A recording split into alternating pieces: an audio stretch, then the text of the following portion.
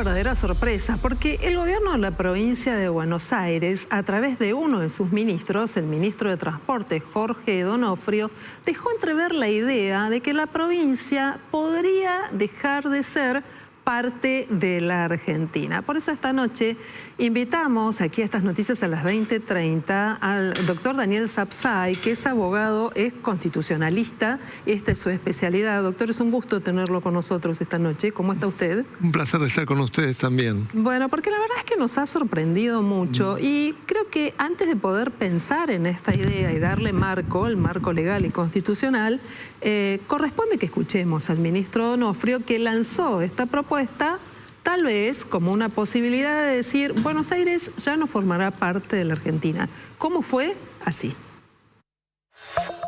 Yo podía estar planteando hoy, incluso como dirigente bonaerense, que vayamos a una reforma constitucional para ver si salimos del Estado Nacional, porque si la provincia de Buenos Aires hoy fuera un Estado, sería el PBI más rico de Latinoamérica, y estamos subsidiando al resto de las provincias. ¿Se ha llegado a pensar esto de una discusión? Mirá, si estudiamos un poco, el Pacto de San José de Flores nos lo permite, podemos salir. De hecho, el Banco Provincia es anterior a la República, la provincia de Buenos Aires tiene la facultad de emitir moneda propia, no cuasimoneda, moneda, puede recuperar la representación de sus exportaciones. O sea, a ver, se planteó incluso durante la gobernación de Rucao. Bueno, no sabemos si las declaraciones son producto del enojo, de la decisión de tomar distancia, más distancia en cuanto a lo ideológico y los proyectos políticos entre la nación o la provincia, pero quedó dicho. Doctor Sapsay, ¿es posible que una provincia diga dejo de ser parte de la Argentina? No, de ninguna manera, porque nuestra federación no es una confederación. La confederación es una unión sumamente endeble de estados soberanos que están reunidos a través de un único órgano que se conoce como Dieta, que es el órgano confederal. Nuestro sistema, en cambio, a instancias del modelo de los Estados Unidos de Norteamérica, es una federación, es decir, es una unión indestructible de estados, en nuestro caso las provincias. Es decir, que no pueden ejercer el derecho de sedición. Bueno, derecho de sedición, estamos hablando de una cuestión que es muy profunda, ¿no? Claro, que es lo que no pueden ejercer. Claro. Porque somos una federación y no una confederación. Sí, queda claro. Pero nos llamó mucho la atención el énfasis que ponía el ministro y además reseñaba algunos procesos históricos. Yo me quedé pensando mucho tiempo en aquella batalla entre Rosas y Urquiza, el Pacto de San José de Flores, pero después existieron otras batallas, otros pactos y otra forma en la cual Buenos Aires se anexa a lo que luego sería la Argentina. Entonces, tales facultades, las que mencionadas por el ministro, no existirían tampoco. No, de ninguna manera, porque precisamente fue la reforma de 1860 que volvió a la provincia de Buenos Aires a la federación, con lo cual se transformó en una unidad federada, no confederada. A diferencia de la confederación, no posee ni el derecho de secesión, ni tampoco el derecho de nulificación. Es decir, tiene que acatar las decisiones que toma la nación.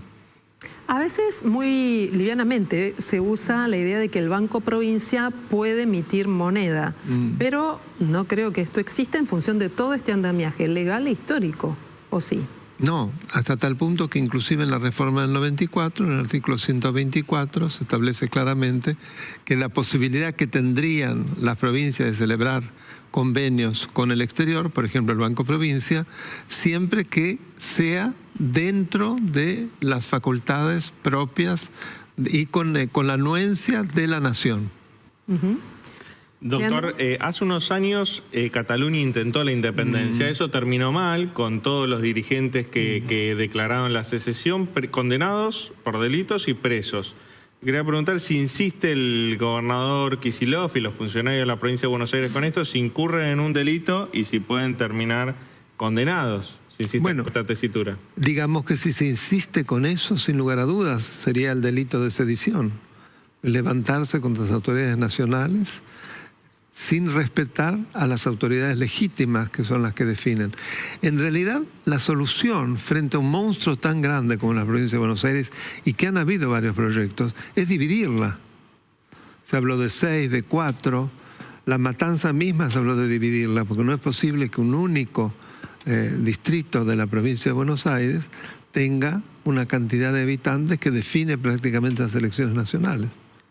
Ahora, de pensar en una provincia que quiere ser un país a que las autoridades acepten la división, puede pasar cualquier cosa, ¿no? En medio de esa propuesta. Digamos, si se insiste, evidentemente puede llevar, no quiero de ninguna manera ser agorero, a una situación de guerra civil.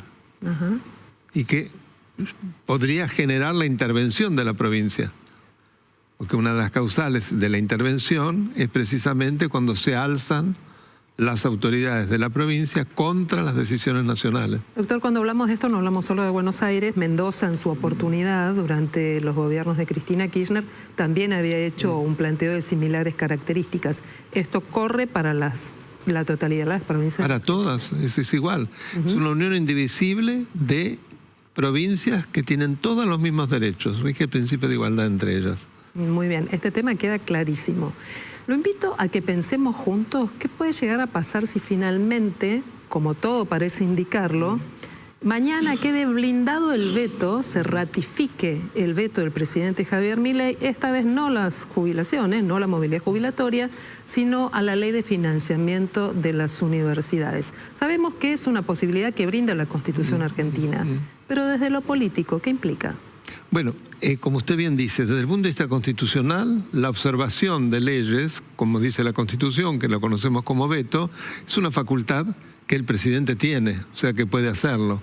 Y frente a esa situación, las cámaras, con los 2/3 de los miembros, pueden insistir en el mismo. Si esto no se da, evidentemente está dentro de la facultad constitucional.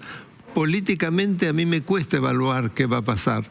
Yo creo que esto está generando una ebullición muy grande, que se suma a otra cosa muy grave que está en el fondo de todo, que es el aumento de la pobreza y de la indigencia como nunca habíamos visto en el pasado. ¿Y cómo se tocan en este caso, por un lado, el veto jubilatorio y el veto universitario con el esquema de pobreza en el país? Y yo creo que tiene mucho que ver, porque... Lo planteo, perdón, en función de los consensos políticos que logran sancionar ley y luego otra decisión política que es vetar esas iniciativas. Claro, digamos que es una contradicción, más allá de que es una facultad presidencial, porque en el terreno político inclusive estuvieron los pactos que se firmaron y ahora resulta que todo es absolutamente voluble. Se va y se viene, lo cual genera una enorme inseguridad jurídica. No hay previsibilidad, lo cual al mismo tiempo detiene la posibilidad de que lleven a cabo emprendimientos. Porque no sabe cuáles son las reglas que van a regular aquellos emprendimientos que asuma, se retrae. O sea que yo lo veo como muy grave. Por otra parte, si el resultado no fuera el que se espera esta noche, que es que el veto se mantenga al pie, la Casa Rosada ya advirtió que si se cae el veto, recurriría a la justicia. ¿Qué implicaría esa decisión de no leer o no aceptar la decisión de un poder sobre otro? Yo no creo que la justicia se meta en esto, y la Corte hay precedentes, va a dejar que sea la política la que lo resuelva. Y no que se judicialice una cuestión así, la judicialización de la política. Es decir, que en definitiva tiene que ser algo que los propios poderes deben llegar a una suerte de coordinación. Esta falta de definición o estas idas y vueltas, 2 vetos a lo largo de un mes, las sanciones de las leyes que luego no se aplican, ¿pueden ser un factor determinante en lo económico entonces antes de decidir una inversión? Yo no soy economista, pero pienso que sí, por la imprevisibilidad. Quien invierte quiere saber cuáles son las reglas y las normas que se van a aplicar de manera inevitable y que van a regular su inversión, su emprendimiento. Si esto no es así, es claro que se van a retraer. De hecho, vemos que no hay inversiones. Muy bien.